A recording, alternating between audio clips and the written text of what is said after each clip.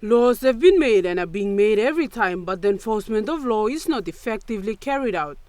Rosso said it is not the job of the members of parliament to come down and enforce the laws, but there are line heads that are there to do that.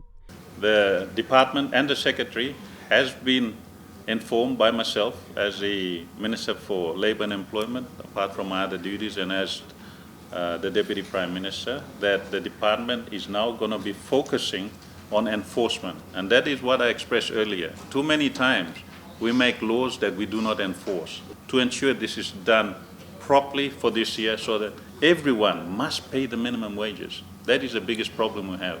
And as I outlined earlier, enforcement of our laws is the biggest issue that we face as a nation. He further reiterated that the Department of Labour and Industrial Relations will enforce the Minimum Wage Act to make sure all the companies are complying with this law. Deputy Prime Minister added that the enforcement of the existing laws are not carried out effectively in this country and has to be done by every citizen to have a better country. People blame politicians for saying the laws are not done, but it is not the job of politicians to enforce the laws. It is the job of line departments and people to enforce the laws. Our job is to make laws. We make those laws in Parliament.